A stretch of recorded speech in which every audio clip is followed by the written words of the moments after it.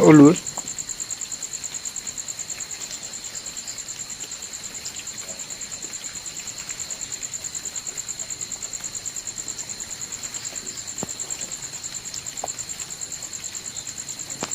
මොකද්ද බඳින්නේ?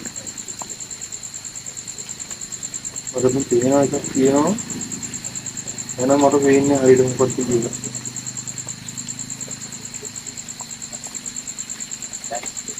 ඔබ දෙයක් අඳිනවා මචං. ඉතින් අපේ ගානට අඳින්න උඹ.